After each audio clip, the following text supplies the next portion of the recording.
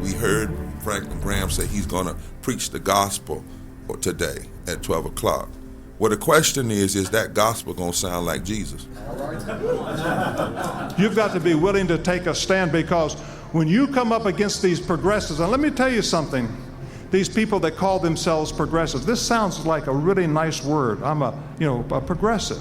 It's just another word for I'm an atheist, all right? Because Jesus' gospel starts in Luke 4:18. Let me be very clear with Jesus' public agenda, not what I say, but what this says.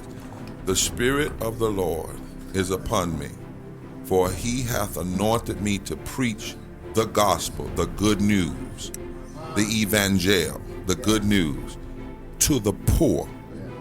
So Jesus' gospel starts with a message to the poor, the patokos, those who've been made poor by economic exploitation. Then he goes on to say the brokenhearted, the prisoners, the blind, the bruised, and to those who have been made to feel unacceptable. That's the gospel. There's not anything in there about praying to school. Now, when I was going to school, we had the 10 Commandments on the wall. Remember those? Okay. We took them down because somebody said, well, if there's a person from another religion in school, that might offend them. Good. Let it offend them. There's anything in there about being against people that are LGBTQ? We have an off election in Charlotte. I think it's like less than 4% of the registered voters voted in that election. And we get a mayor who comes, and her agenda is the gay lesbian agenda. For the city council to begin to pass that ordinance that has disrupted this entire state, that has cost this state millions of dollars, and ball players are leaving and ball games are leaving because the governor had to take a stand against what the mayors took. And I thank God for that, for the governor, for his stand that he took. The gospel starts with preaching good news to the poor.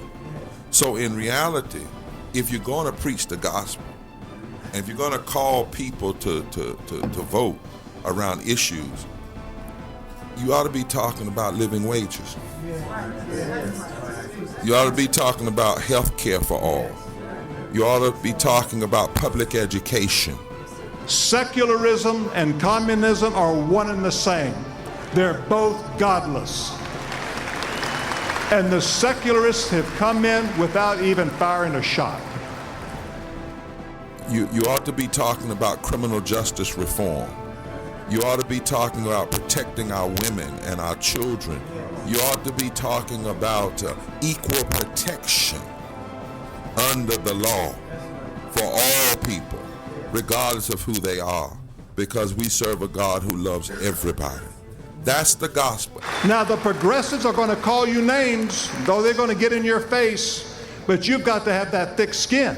You've got to just say, I don't care. You can call me every name you want. And there's more of us than there is of you, so shut up and sit down. That's what we need. And we would ask you as the media, if you want to test out this evangelical, when they have this rally at 12 o'clock, go ask Franklin Graham, will he join us? Ask him, since he's a Christian, or claims to be, will he join us in protecting voting rights? Will he join us in Medicaid expansion? Will he join us for living wages, since that is the gospel? And since there are 2,000 scriptures in this Bible, 2,000 scriptures that talk about justice and love and mercy and equality. So that's a good question for the meeting. Thank you so much. God bless you all for coming today.